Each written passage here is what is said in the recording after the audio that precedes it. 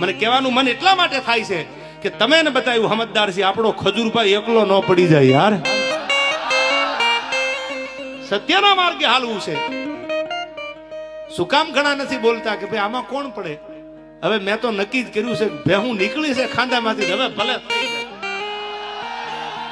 પણ ખજૂર તો મારો ખજૂર છે સાહેબ, જેને ગરીબના આહુડા નુયા છે.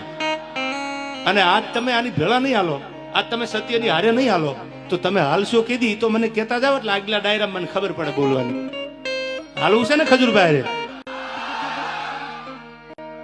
હું તમને પંપ મારવા નથી આવ્યો ચાઇનાને, પણ એક સાચો માણા, સાચી રાહ માથે હાલવા વાળો માણા. અને હું તો આ માધ્યમથી ગુજરાત ભારત સરકારને એટલું કહું છું, આપણા માન્ય મુખ્યમંત્રીને એટલું કહું છું, આપણા વડાપ્રધાનને એટલું કહું છું, હાથ જોડીને કે એવો કાયદો લાવો કે કોઈના પરિવાર, કોઈની બેન દીકરી, કોઈના ઘર વિશે કાંઈ બોલે તો એના ઉપર ગુનો દાખલ કરો, એને કાયદાનું ભાન કરાવો. કોઈ હારા માણાની છબી ખરડાઈ જતી હોય અને દુનિયા ટગર ટગર જોવે અને પછી મજબૂર થઈને એને કંઈક કરવું પડે અને પછી એમ કે એકચ્યુઅલી કાયદો હાથમાં લીધો. આ તો આજકાલ રમત હાલે છે. કોઈ હારા કામ કરતો હોય તો બીજા મંડે બોલવા જેમ ફાવે એમ, એની છબીને બગાડવા માટે, ખાંદો મંડે ઉડાડવા એના, એની છબીને ખરાબ કરવા માટે. સાહેબ, મારે તમારા માધ્યમથી ખજૂરને કેવું છે કે અમે તારે હારે છીએ, જીવવાનું થાય તોય ભલે ને મરવાનું થાય તોય ભલે. તું તારે હારા કામ કરે જા, મારા બાપ મારો ભોળો નાથ તારી હારે છે. ગરીબ માટે જેને કંઈક કર્યું છે સાહેબ, જેના માથે નળિયા ન હોય, બોભારા માથે પાણી પડતા હોય સોમાહાના, એના ઘરે જઈ જઈ અને મકાન બનાવ્યા. પૈસાની વાત નથી કરતો, ડોનેશન આપે મકાન બને એ તો બરાબર છે, બનતા હોય, પણ પોતાનો પરિવાર મૂકીને ગામો ગામ કિલોમીટર સુધી, હજારો કિલોમીટર એ માણસે કાપ્યા છે ને. તો હજી કહું છું કે આપણે આજ એનો સાથ નહીં આપી તો ખજૂર શહીદ થઈ જાય પછી આપણે ભેળા હાલશું? આવો હારો માણસ દુનિયામાંથી વિયો જાય પછી હાલશું? એ વિચાર તમારે કરવાનો છે. તમે સમજદાર છો, પણ સત્યની ભેળો ન ઉભો રહો તો હું મોટો ખદડો ગણાવું.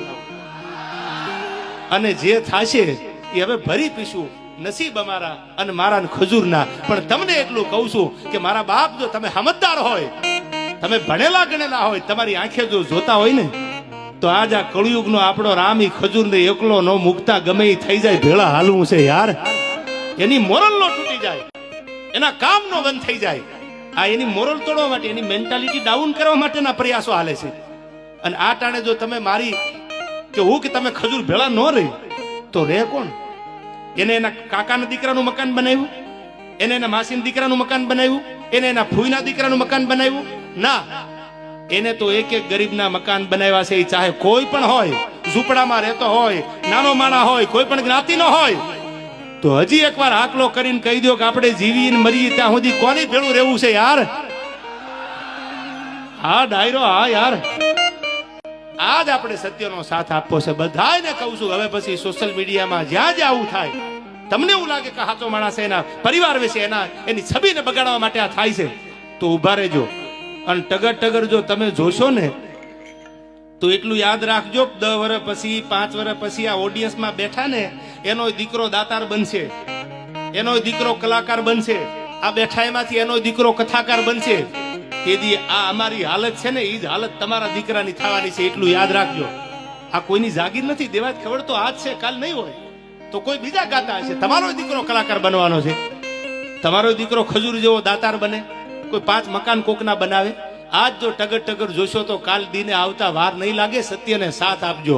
અને સત્ય પરેશાન હોય, હાથ જોડીને તમને એટલું કહું છું, અને સરકારને એવું કહું છું કે એવો કાયદો લાવો કે ન બોલવાનું. કોઈ ફોનમાં કાંઈ પણ બોલે તો એના ઉપર ગુનો દાખલ થાય, એના ઉપર કાયદેસરની કાર્યવાહી થાય, એ ચાહે કોઈ ચમરબંધી હોય.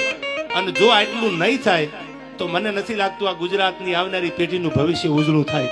હા મારો ખજૂર, હા, કરોડ દિવાળી તારા રાત તપે બાપ.